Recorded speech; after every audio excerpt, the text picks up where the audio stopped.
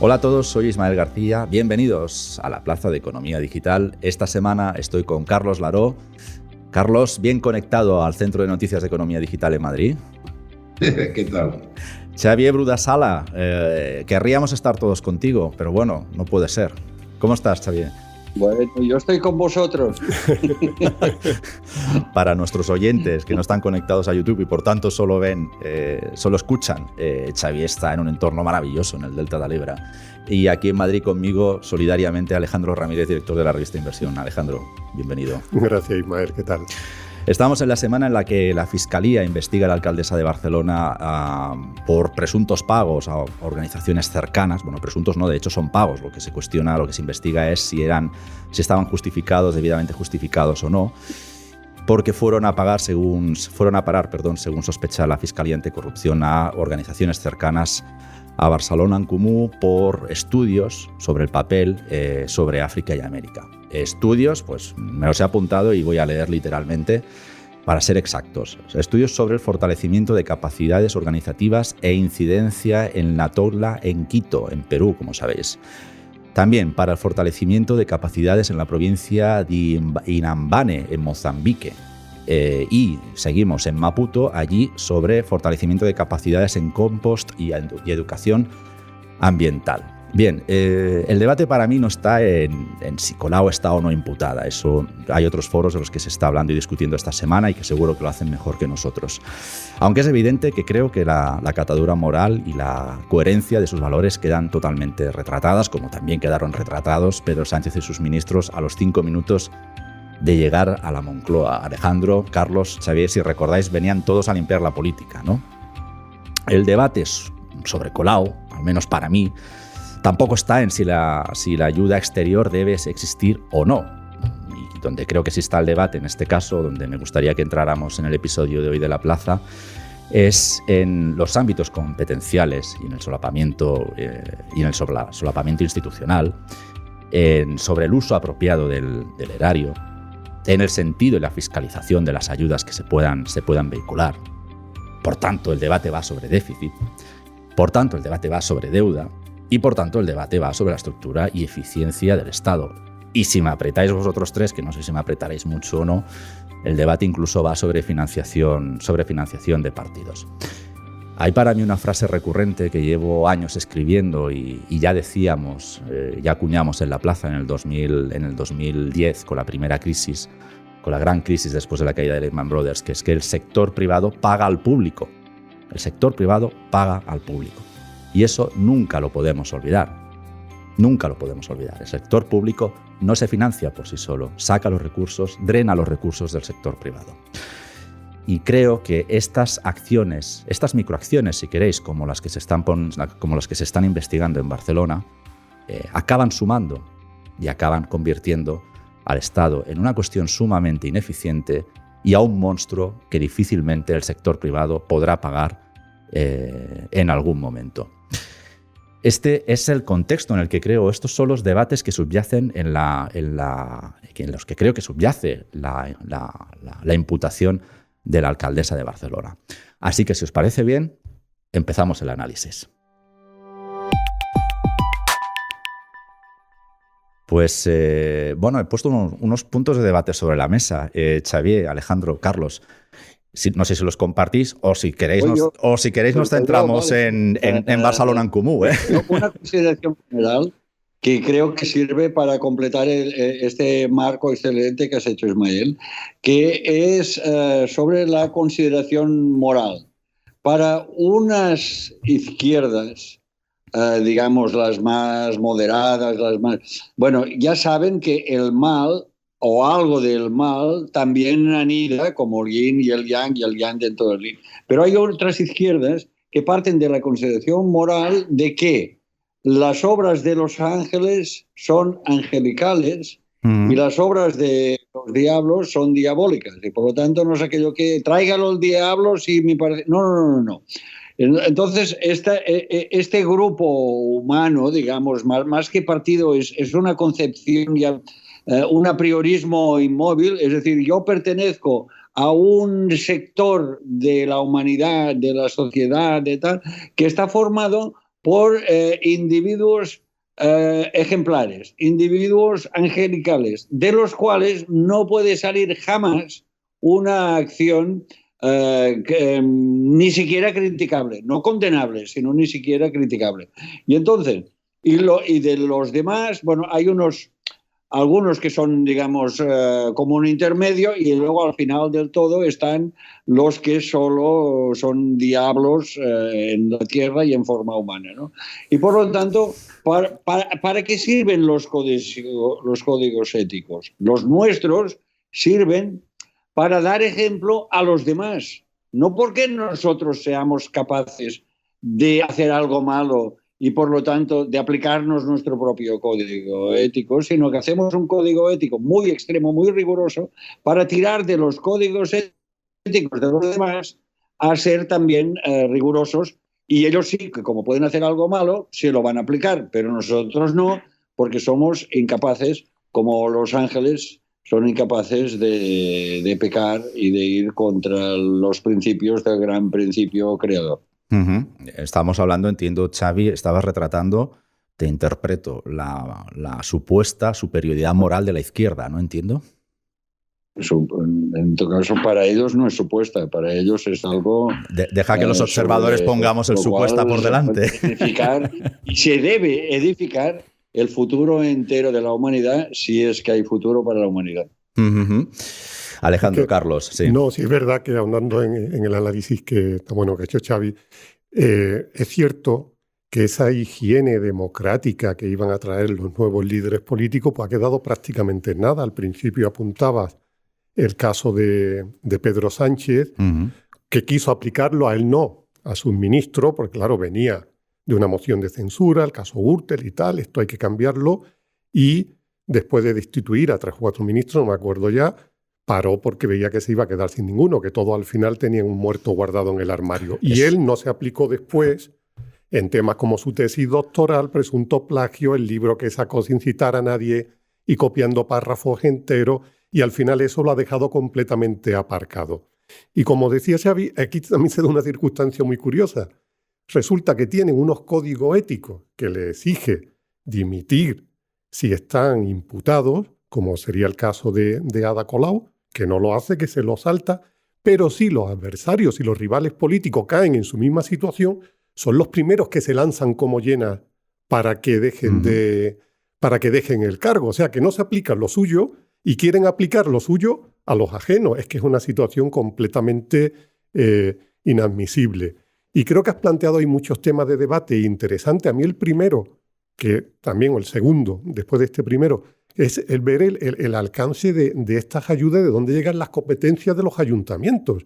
Porque en el fondo el ayuntamiento es la institución más cercana al ciudadano, el que tiene que resolver los problemas que tienen los ciudadanos, en este caso de Barcelona.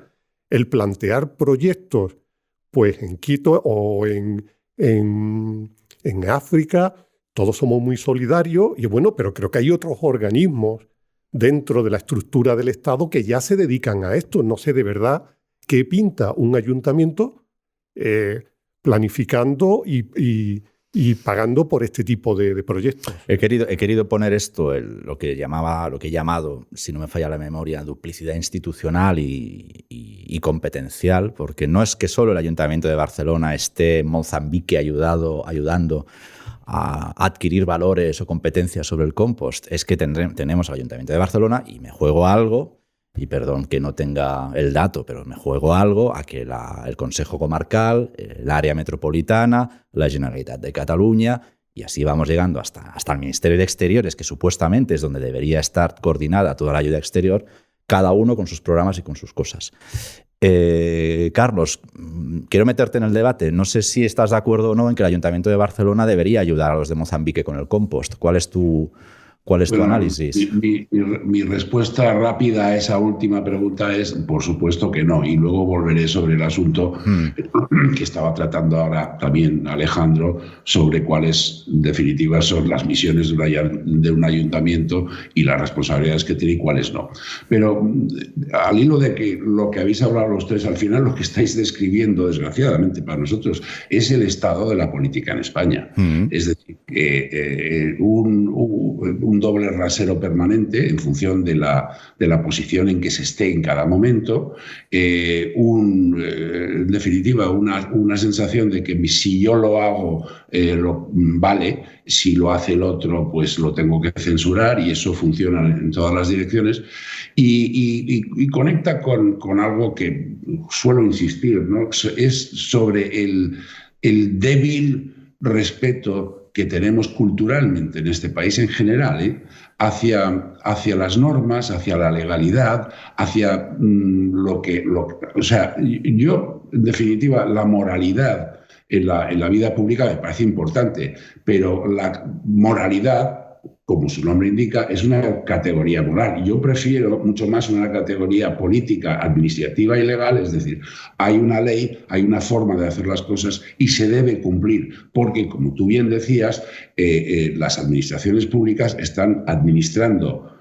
unos recursos que no son suyos, sino que la sociedad les entrega para que los administre para el bien común, y en segundo lugar, la prioridad de esas administraciones debe ser la máxima eficiencia de la utilización de esos recursos en el bien común, sea el que sea. Al ayuntamiento le toca una faceta de ese bien común, de que se funcionen las basuras, que haya buenos parques, etcétera, etcétera. Pero realmente en todos los niveles de la administración, y España obviamente no es el único país, ni mucho menos el peor, pues hay esa sensación que se ha ido creando a lo largo de los años, que bueno, que la legalidad, que las normas es algo que se puede respetar o no, o se puede doblar. Los que hemos pasado toda nuestra vida en la actividad privada, conocemos de primera mano, es decir, que aquí no mencionaré nombres porque no me quiero meter en líos, pero concursos públicos amañados hasta el punto de que el que tenía que ganarlo escribía el pliego de condiciones, y de esto, en fin, ha ocurrido con todas las administraciones, y también puedo decir que hablo de primera mano, sean del PP, sean del PSOE, ha ocurrido, y me imagino que en todos los niveles.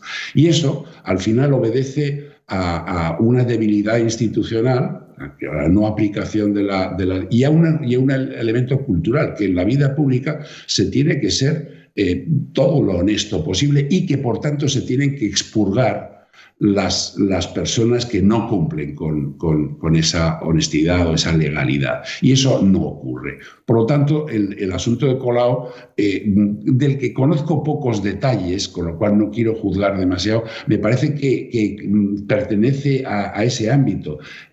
¿Lo queremos llamar corrupción? Probablemente en el sentido estricto que le aplicamos en España a la corrupción, que es metérselo al bolsillo, pues posiblemente no. Pero ¿a quién le están dando el dinero?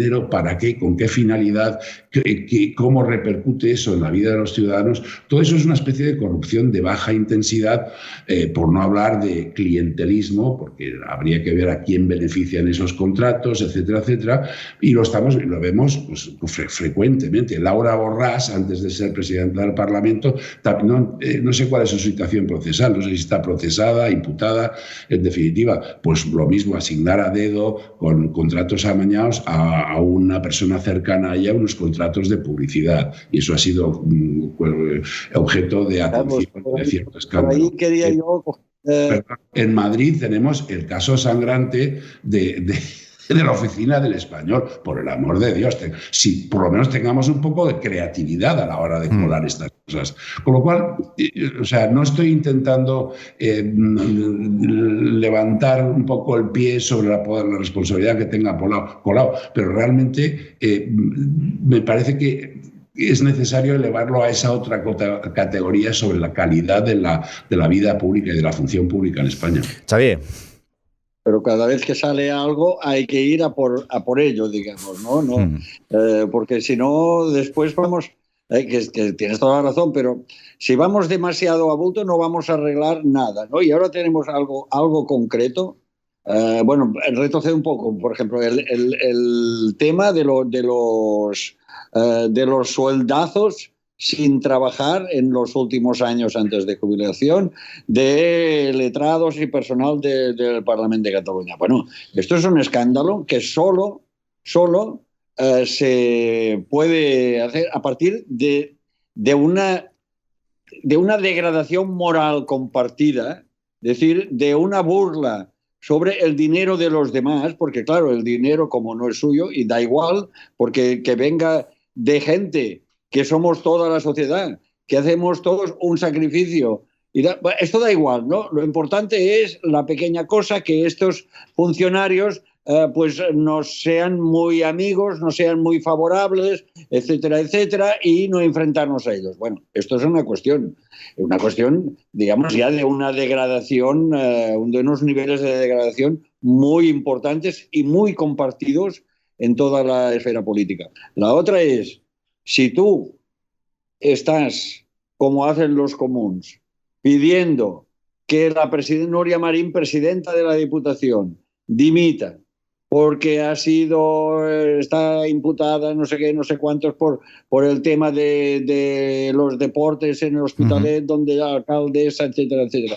Bueno, estás pidiendo eso, tú lo que no puedes hacer es decir, bueno, pues por lo mismo, jurídicamente, pues en mi caso es persecución, ¿no? Claro, entonces, este doble rasero que decís es que no se aguanta, no se sostiene por ninguna parte, sino es por esta digamos, autoproclamación de ser inmune al virus, de hacer cualquier cosa mal hecha como si no fueran humanos.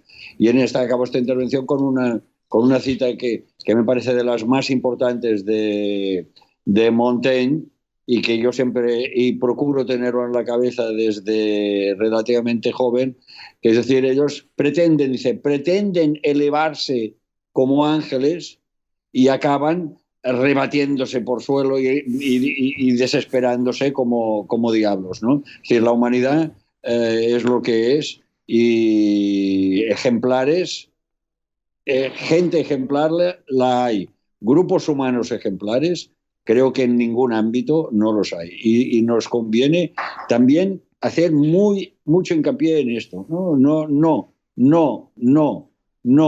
Son como los demás.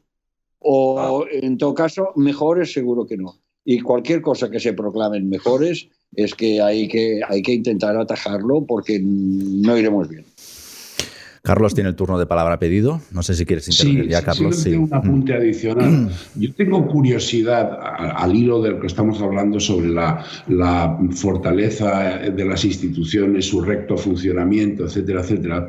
Tengo curiosidad por ver qué va a pasar con el informe que está haciendo esta persona del primer ministro sobre los comportamientos de Boris Johnson y de su equipo. Otro. Es una persona designada, forma parte del entorno gubernamental, designada por el primer ministro, pero cuya labor en este caso es ser un poco ombudsman o como sea del comportamiento de administrativo del gobierno. Tengo la sensación de que va a ser devastador. Además, la mujer tiene una cierta reputación, ya se ha cargado a 2 ministros. Quiero decir, tengo la sensación de que va a ser devastador y que le va a resultar muy difícil a Johnson mantenerse en su relato después de ese informe. Pero claro, si es así, porque esa es la esperanza que tengo, aunque yo estoy ya muy desilusionado con el Reino Unido, si es así, demostrará lo que quiero decir. Es decir, cuando una democracia consolidada, donde hay una cultura de aquellas cosas que no se pueden hacer, pues realmente al final se aplican normas que son duras para las políticas. Un nuevo ejemplo, aquel primer ministro de Israel que está en la cárcel, no sé si sigue, pero que acabó en la cárcel. Hablamos mucho de Israel, tal, se le critica mucho, pero realmente es el único régimen de Estado de Derecho que hay, que yo en estos momentos piense en Oriente Medio. Es decir, y metieron a un ex primer ministro en la cárcel, y veremos a Netanyahu qué pasa con él. Quiero decir, instituciones fuertes, aplicación de la legalidad y un cierto, caiga quien caiga, que al final no es así, pero que un cierto sí, porque eso le da confianza al ciudadano, diciendo, coño, pues el que la hace al final la acaba pagando. Una de las cuestiones más desesperantes de los tiempos que nos toca vivir es que el ejemplo cunde en el sentido contrario. O sea, uno esperaba que España tomara nota de lo que pasa en el Reino Unido, no al revés, ¿no? Y aquí vemos a Boris Johnson, el hombre que dicta las normas de los confinamientos, diciendo que no sabía que era ilegal hacer una fiesta en la sede del gobierno, ni más ni menos. Perdón, Alejandro. No, bueno, en relación con eso, es muy divertido, ¿no? Porque dice que iba a la fiesta ese confinamiento creyendo que era una reunión de trabajo. y todos llevaban una botella de vino o de champán. Ahí, la fe en las televisiones públicas sigue viva en mí, porque la periodista de la BBC le preguntó, bueno, pero usted va al trabajo con vino y queso. Qué bien. Mira, es que se quieren cargar a la BBC ahora, le quieren retirar la tasa que tienen que pagar los británicos por la televisión pública. La financiación, en el fondo. Es que es tremendo, porque y me voy a callar porque no estoy dejándonos hablar a los demás. Los dos controles fundamentales que hay sobre la actividad de los políticos, de las instituciones, son por una parte el sistema legal y por otra, en una democracia está establecido desde hace mucho tiempo que es una prensa fuerte e independiente. En la medida en que la hay, ese doble control le hace más difícil a los políticos o las personas que están en las administraciones a hacer jugarretas, porque tienen esa cosa de que tarde o temprano se van a enterar o a alguien le va a interesar que se enteren, lo van a investigar y va a salir. Claro, tiene que ser un periodismo de calidad que realmente no se utilice solamente con una finalidad militante, ¿no? Para en favor de unos y en contra de otros, sino con credibilidad. Y eso, desgraciadamente, también en España es un tema que se ha debilitado muchísimo. Nunca ha sido muy fuerte, pero se ha debilitado en los últimos años. Hilo, Carlos, es que esto repercute en el grado, el nivel de sensación de impunidad, ¿no? Nuestros políticos tienen... y esto se podría medir un termómetro o el nivel de impunidad subjetivo, que es el importante, es el que te hace saltarte las normas, es tu sensación el nivel de tu sensación de impunidad es muy elevado. Y en países como Gran Bretaña, Norte de Europa y tal, la sensación de impunidad está mucho más reducida. Y estás pensando, bueno, con lo que ahora está ocurriendo a Boris Johnson, ¿qué estás pensando? Hombre, yo pues tengo que andar con mucho cuidado. Si tengo tentación de hacer esto, es que me puede pasar lo que le está pasando al primer ministro. Bueno, y en cambio aquí dices, si yo tengo ganas de hacer esto, ¿qué me va a pasar? Máximo como Colau o como Laura Borràs o como tantos otros o como el que está enchufado diciendo de la oficina del Español y tal. Bueno, o el funcionario que cobra sin ir a trabajar 300.000 euros al año. Bueno, si no les pasa nada a ellos, a mí tampoco. Y yo creo que esto es muy importante. Es decir, la ejemplaridad de que al que lo pillan pringue, y perdón por la expresión, esto es muy, muy, muy importante, porque si no cunde como una mancha de aceite esta impunidad que es la que te lleva a saltarte lo que sea. Alejandro, que te hemos interrumpido. No, que quería añadir que cuando al principio has leído los proyectos de Colau en el exterior, pues los títulos son muy parecidos a los proyectos que estamos viendo ahora con los 150.000 millones de euros que van a llegar de Bruselas, que bueno, que esto será otro debate, pero que por mucho que digan, ahí se ve la dificultad que va a haber para controlar cómo se están concediendo ese tipo de proyectos con esos nombres que parecen que van a cambiar todo y luego no cambian nada, ¿no? Y si aquí llevamos 3 o 4 años, lo que sea, arrastrando la investigación de solo 3 proyectos concretos del Ayuntamiento de Barcelona, cuando aquí se quiera resolver las sospechas de cómo se están concediendo los proyectos europeos, pues la verdad que va a ser demasiado tarde. El problema, estaba reflexionando mientras os escuchaba y creo que la frase que deslizó Carmen Calvo, la ex vicepresidenta, en el Congreso, diciendo, si os acordáis, que el dinero público no es de nadie, simplemente creo que lo piensa mucha gente y lo dice poco. De hecho, solo lo ha dicho Carmen Calvo. Pero es uno de los... Me da la sensación que estamos aquí porque precisamente quienes nos administran asumen que el dinero público no es de nadie. Y luego hay otro problema, que es que al final, bueno, no sé cómo se puede resolver eso, que es cultural. Me parece que era Xavi, creo que lo apuntabas tú, Xavi, ¿no? Que de percepción, de comportamiento. Pero hay otro problema que es, oiga, las competencias, si están transferidas, que las ejerza quien las tenga. Por eso insisto que no es una cuestión de ayuda exterior sí o no. Oiga, ayuda exterior, pues evidentemente con lógica y de una manera ordenada. Si hay alguien que se encarga de la ayuda exterior, que se vehiculen a través de ahí esos proyectos. Seguramente es muy necesario aprender sobre compost en Mozambique, pero ya hay organismos en España que se encargan de vehicular estas cuestiones. Entonces, dos grandes perspectivas. ¿Cómo se soluciona la percepción moral que tienen los que nos administran, los políticos que nos administran sobre la propiedad del dinero público? Y, evidentemente, la construcción de un Estado que empieza ya a hacer aguas por todas partes, no solo de una manera estructural, sino también moralmente. Sí. Y además, ¿cómo se seleccionan? Es decir, ¿con qué criterios? Porque, bueno, el 0,7 siempre han andado diciendo, pues a ver, el 0,7, el 0,1, el 0,2 de solidaridad de cada presupuesto, de cada administración. Bueno, perfecto. Pero, ¿cómo esto se decide dónde va, con quién va, quién hace estos informes, quién los deja de hacer? Bueno, esto es de una extrema importancia. ¿Por qué es este país? ¿Por qué no es el otro? ¿Qué vinculaciones puede haber entre quienes están recomendando esto en Mozambique, esto en Latinoamérica, esto tal y cual, con el partido que ocupa, que tiene que tomar, porque tiene sus cargos, que tiene que tomar estas decisiones? Bueno, esto, aquí donde está la transparencia, ¿no?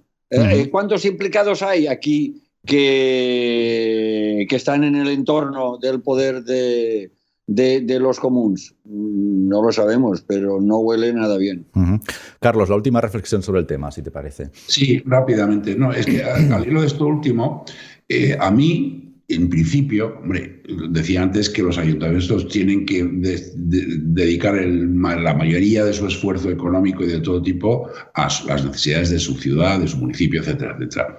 Pero a mí no me parece mal que un ayuntamiento destine, por una cuestión de solidaridad y de contribuir al mundo más grande, destine una cantidad de su presupuesto, que puede ser el 0,7 o lo que sea, un elemento previamente establecido a proyectos de solidaridad.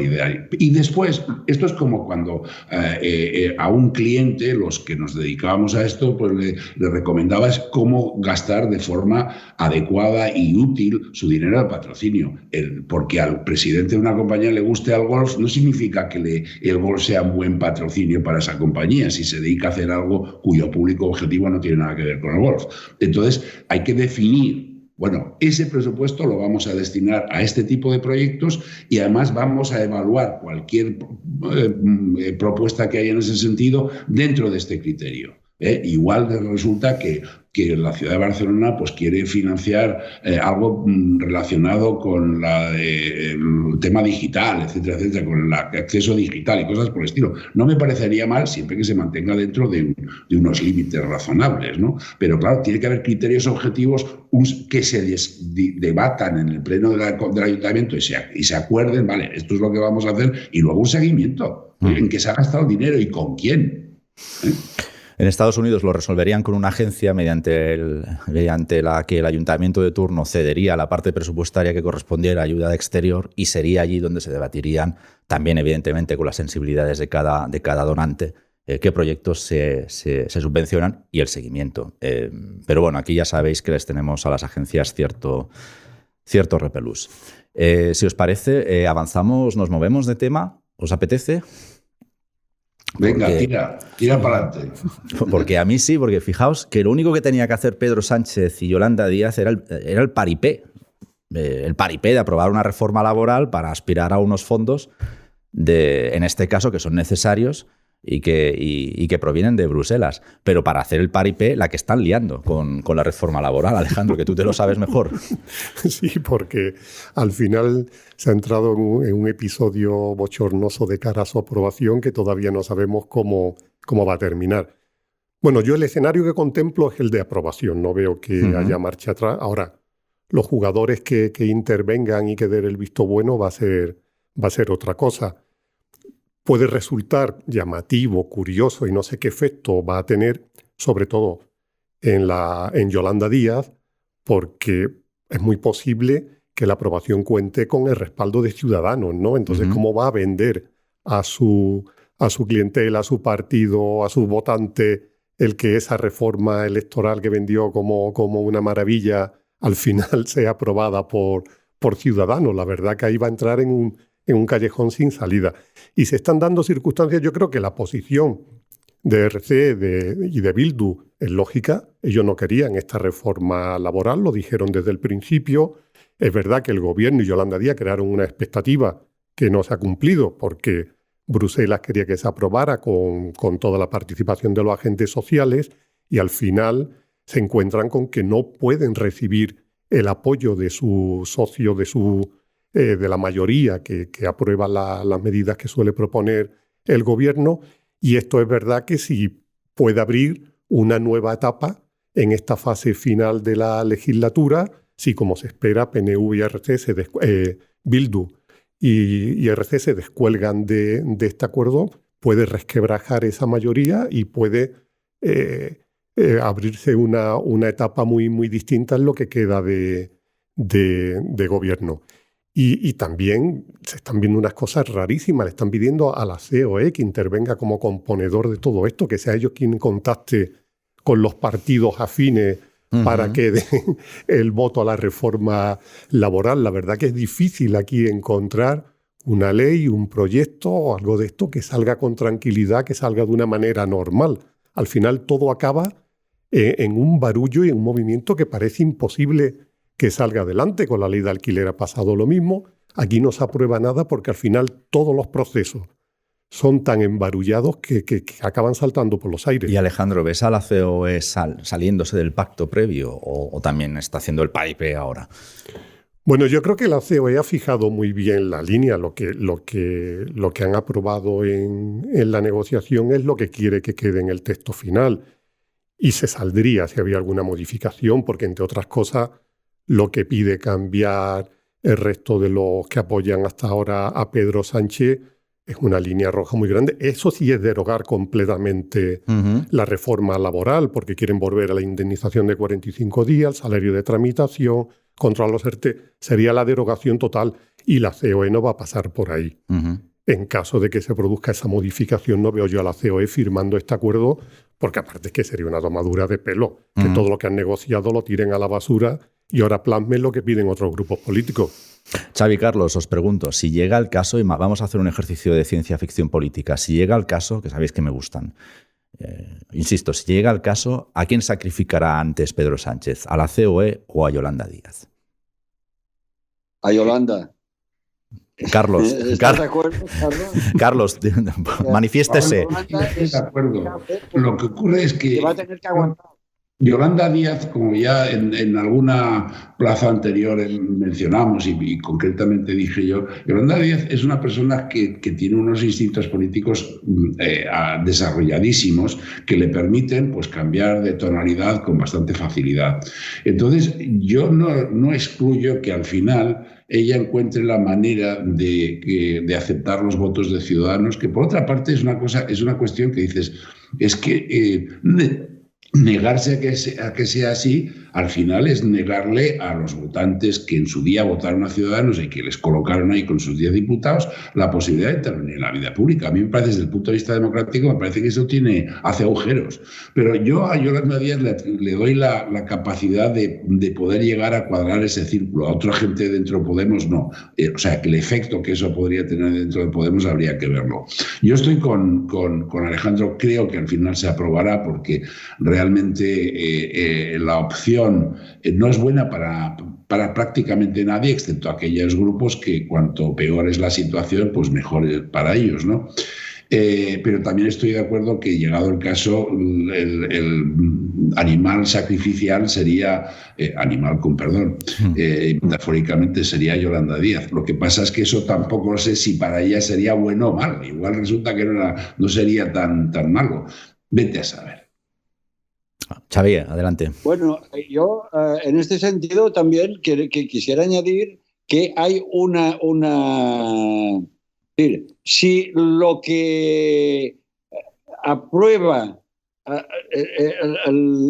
el partido que está ya, digamos, casi en desaparición, los naranjas, es a cambio de muy pequeñas modificaciones que además pueden ser perfectamente asumibles por la COE, y en cambio lo que exigirían pues Bildu, Esquerra, etcétera, para aprobarlo sería digamos, algo muy alejado del proyecto del gobierno, que es un proyecto asumido por Podemos, por los podemitas, pero plenamente asumido por ellos y que lo defienden en público, bueno, entonces, ¿quién nos modifica más el acuerdo, la propuesta del gobierno o el acuerdo del gobierno? Pues si lo modifica, quien lo modifica más, pues se queda sin poderlo modificar, y quien lo modifica menos está dando la razón al gobierno, pero no solo al PSOE, sino también a Podemos, ¿no?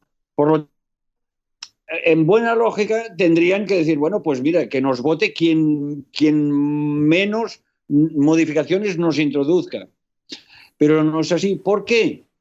¿Por qué? Por lo de mismo. Porque si están a la derecha del PSOE, aunque sea Ciudadanos, que sea gente centrista o puede quedar alguno, pues son diablos. Y si están a la izquierda, aunque nos estén, digamos, pisoteando el acuerdo de gobierno, pues son ellos los que son los elegidos y los preferidos. Bueno, esto no es serio gubernamentalmente, poner la ideología por delante de una decisión gubernamental que ya has tomado, además, que ya la has tomado y la has asumido. Bueno, yo no lo veo realmente serio, ¿eh? No sé cómo lo ves. Me acabas de recordar, Xavier, la escena del coronel Renault en el bar de Rick. Rick, estoy escandalizado. En este bar se juega. O sea, ¿cómo que no es serio? Claro que no es serio. Sorprenderse, no. Una cosa que es importante aquí tener en cuenta. Yo creo que Esquerra va un poco de bluff. Ya veremos cómo se decantan. Lo de Ciudadanos es sí o no. Pero el riesgo de Ciudadanos no es tanto cómo se cabre Podemos y cómo afecte al gobierno internamente, sino cuánto cabre al PNV no obtener lo que quiere. Yo le oía estos días a Andoni Ortuza hablar sobre el tema de las atribuciones en materia laboral y de aplicación de la materia laboral en el País Vasco, en las autonomías, y me sonaba que iba en serio. Me sonaba que no era una treta de negociación, decir, bueno, nosotros como no sé esto. Y entonces, para el gobierno, perder el apoyo del PNV es más grave, porque el apoyo de Ciudadanos lo va a tener una vez. Hasta ahora ha tenido básicamente el apoyo del PNV a lo largo de la legislatura. Perderlo, muy peligroso. Os quería preguntar, ¿qué capacidad tienen las elecciones en Castilla y León para contaminar estas negociaciones? Pues no lo sé, la verdad. No creo que aquí todo el mundo está escudándose en eso, en este momento, en que como está en un proceso electoral en Castilla y León, pues eso está influyendo, puede influir en esta aprobación de la reforma electoral, pero yo no veo que sea así. Yo creo que aquí las cartas de la partida están bien repartidas ya en la reforma laboral y cada uno la está jugando al margen de lo que puede pasar en Castilla y León. Yo creo que van por dos vías diferentes. Xavier, Carlos, rápidamente. Completamente. Lo único que es que cuando te quedas, todos los argumentos son buenos, y cuando los argumentos buenos pues no funcionan o no son suficientes, pues coges argumentos malos, ¿no? La cuestión es ir rellenando e ir hablando. Y esto de las elecciones castellanas es simplemente una cosa es una tontería, porque ¿quién va a votar en relación a que aprueben con unos o con nosotros la reforma laboral? ¿Quién va a votar? Esto es muy... No, yo creo que en definitiva que no tiene nada que ver, pero lo que decías, Carlos, de perder socios, esto sí que es lo que lo está retrasando. Es decir, sí, claro. ¿Hasta qué punto socios exteriores que no son Podemos, sino gente que necesitamos a medio plazo y tal vez a largo plazo, hasta qué punto nos van a castigar por no haberles... Y aquí hay que hacer el encaje de bolillos, es que ese es sobre todo con la... porque es muy importante y porque no sé qué y tal, pero nadie va a protestar para que digamos tengan los vascos bastante más atribuciones en el tema de las regulaciones laborales que el resto de comunidades, porque las tienen en tantas cosas que ya no viene de uno. Y en este sentido nadie protesta, nadie levanta la voz, mientras no se generalice o mientras no se dé a otros lo que, digamos, el poder realmente de Estado dentro del Estado que tienen los vascos. Yo creo que van a llegar a un acuerdo con Ciudadanos y a no irritar demasiado al PNV, porque los demás, si les pica, pues tienen más motivos para rascar que el propio PNV, para rascarse. Y no perdamos de vista que tiene que haber acuerdos si queremos los millones de los Next Generation, ¿no? Es decir, que al final se trataba de eso. Estamos haciendo podcasting en un escenario de pérdidas intensas en la bolsa. Alejandro, lo sabes mejor que nosotros. La incertidumbre en Ucrania, el triángulo Moscú, Bruselas, Washington está que arde, si me permitís la frivolidad. Y ya los mercados están empezando a ponerse nerviosos. Alejandro, es algo que los inversores no habían descontado todavía, la posibilidad de tensiones, y hasta ahora a lo que le tenían miedo era al cruce de sanciones económicas, pero parece que hoy están empezando a ver, desde este viernes, parece que están empezando a ver algo más que no sean estrictamente sanciones económicas. Sí, empezaron a descontarlo en la bolsa rusa, que lleva ya varias semanas cayendo con fuerza, las mayores caídas de hace 2 años, y hoy ya este nerviosismo se ha trasladado a los mercados occidentales porque, bueno, es una situación bastante preocupante. Igual Carlos desde el escenario geopolítico puede aportar más, pero a mí me preocupa, lógicamente, lo que allí puede pasar, pero sobre todo la gestión, por una parte, después de ver lo que ha pasado en Afganistán, el que Biden lidere la respuesta a Rusia en caso de que allí se produzca algún tipo de incidente armado, la verdad que no deja de ser preocupante. Y también, fíjate, nos pilla esta crisis en el peor momento de las relaciones de España con Rusia. Empezaron a enrarecerse con el tema de Puigdemont, lógicamente con el apoyo que recibió, ahí ya hubo una distancia. Y ahora Rusia tiene un enfado monumental con España porque su flota tradicionalmente se ha aprovisionado en Ceuta, en la ciudad española al norte de África. Y ahora el gobierno ha prohibido eso y no lo conciben. ¿Por qué acudían allí los buques rusos? Que además, bueno, pues le daba a la ciudad, lógicamente, pues unos ingresos que viene bien, un empujón y tal. Porque la OTAN dejó a Ceuta y Melilla fuera de su paraguas de cobertura. Entonces, al ser unas ciudades, vamos a llamar, neutrales, donde la OTAN ha establecido que hasta ahí no llega, que no entra dentro de su protección, pues lógicamente los buques rusos allí acudían con frecuencia y era normal verlos dentro del puerto, en las ciudades, y ahora está Rusia muy, muy, muy enfadada con esa prohibición, no la entiende, y por eso digo que nos pilla en un momento complicado por Biden, por Rusia, y por ver la respuesta también de Sánchez, que al final, por querer ese protagonismo de organizar aquí la cumbre de la OTAN, pues bueno, está ahora también en una situación bastante complicada, porque el organizador no puede ponerse de perfil ante un problema que afecta directamente a la organización. Hombre, pues yo no sé qué entienden o no entienden los rusos. Lo que yo no entiendo es cómo la OTAN deja parte del territorio español fuera de la cobertura de la OTAN. Pero en fin, Carlos, como apuntaba Alejandro, tu análisis geopolítico, que esta te la sabes. Y bueno, y todo lo demás, pero esta particularmente, claro, evidentemente. Lo que decía Alejandro, pues estoy 100% de acuerdo con él. Es decir, primero es una crisis grave, segundo, va a pasar algo, no sé qué, pero no le veo a Putin volviendo a casa sin haber hecho nada. Es decir, políticamente él internamente eso no lo puede vender. El nacionalismo ruso que ha fomentado él, históricamente existe y que ha fomentado él como una parte esencial de su estrategia para mantenerse en el poder, no permitiría no hacer algo. Y no creo que bastará con un ataque cibernético, no. Con lo cual, la situación es muy grave, porque ante una agresión más o menos, como se dice ahora, cinética, es decir, con tiros, ¿cuál sería la respuesta? La probable es que le dejen a los ucranios defenderse por sí solos, mandarles mucho material militar, etcétera, etcétera. Pero eso va a crear una situación geopolítica, de política interna en los diferentes países, económica y comercial, tremenda, o sea, que tanto o más grave como la del COVID. Con lo cual, y estoy de acuerdo que hay una gran división.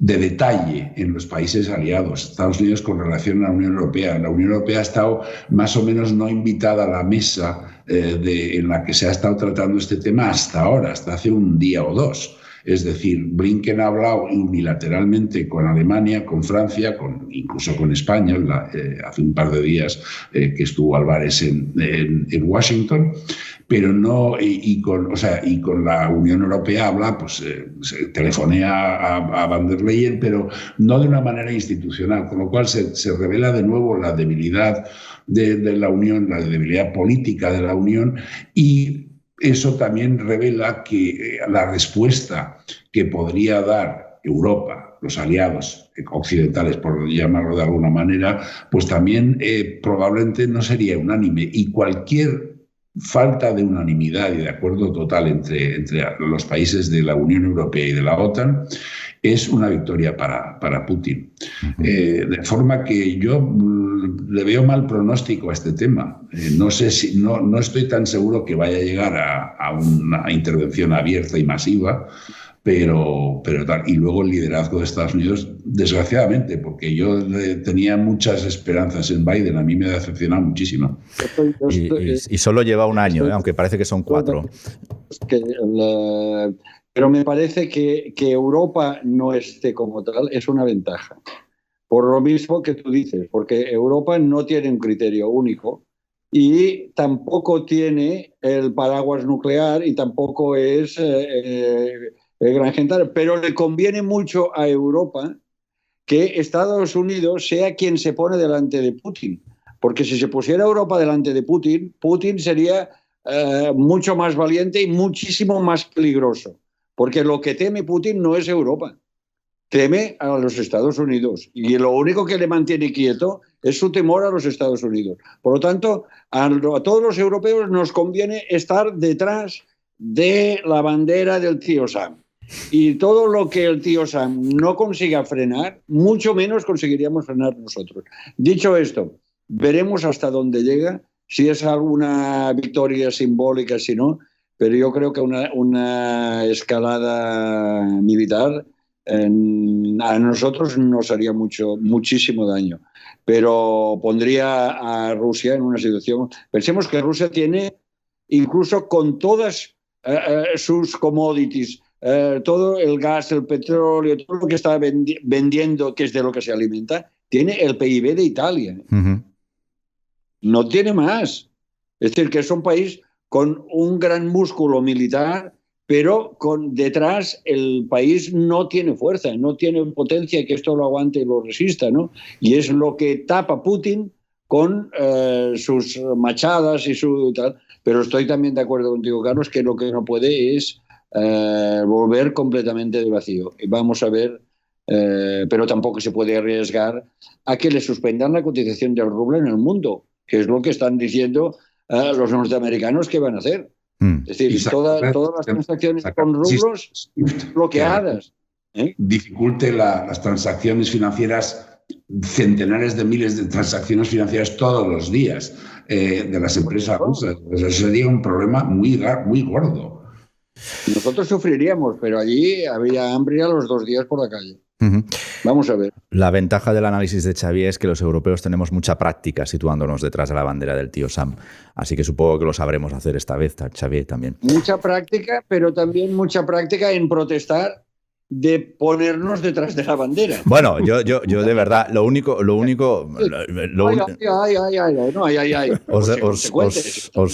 Y eso es lo que te conviene. Pues es lo que te conviene, admítelo. Sí. Xavi, yo debo admitirte que el día que Margarita Robles despida las fragatas, si es que la OTAN llama filas a España, pues me gustaría ver la cara de Yolanda Díaz. O sea, dentro del hay un detalle más que yo lo ponía en un artículo que he escrito recientemente sobre esto. Pedro Sánchez es un atlantista. De hecho, es el presidente del gobierno más atlantista desde Aznar. Es decir, mucho más que Rajoy y mucho más, obviamente, que Zapatero. Realmente es un hombre que cree a pie juntillas en la necesidad de que España tenga un papel relevante en la OTAN y él se lo cree. Y lo cual no me parece mal, ojo. es una de esas posturas en las que, o uno de esos temas en los que tiene una posición clara, que no la va manifestando todos los días, porque en efecto, pues ser proamericano, pro-OTAN, pues molesta a una parte de su electorado. Pero su comportamiento y la forma en que se relaciona y que España se relaciona con la OTAN lo demuestra, es decir, mucho más que las dos administraciones anteriores. Con lo cual, el envío de las fragatas, que ya estaba una fragata y otro buque más pequeño, un minador, al Mar Negro estaba previsto, lo han adelantado, pero claro, se van a una zona caliente. Es uno de los sitios donde primero puede haber tiros. Porque eso es una situación de riesgo limitado. Es decir, alguien viola unas aguas supuestamente territoriales, entonces ¿no? se tiran un par de misiles y como mucho se pierde la tripulación de un barco, unos cuantos tripulantes de un barco. Enorme problema, pero que quizás se puede contener ahí. El lanzar 10 o 15 divisiones para que crucen la frontera es un tema mucho mayor, con lo cual se están metiendo en la boca del lobo. Alejandro, Xavier, Carlos, no tenemos tiempo para más esta semana. En todo caso, economiadigital.es y finanzas.com están atentos a lo que pueda suceder. En los casos Colau, en la reforma laboral, hay que leerse economiadigital.es para estas informaciones, estas coberturas. Y lo de Ucrania nos lo estamos quedando más en finanzas.com, que es más de nuestro negociado por toda la crisis, al menos por todo el movimiento, nerviosismo que está viendo los mercados desde este viernes. Amigos, no hay tiempo para más, insisto, cada vez que sustituyo a Juan, que no cunda el pánico, que vuelve la semana que viene. Así que un abrazo a todos y, como siempre, gracias por el privilegio de vuestro tiempo. Lo mismo digo. Gracias. Y hasta siempre.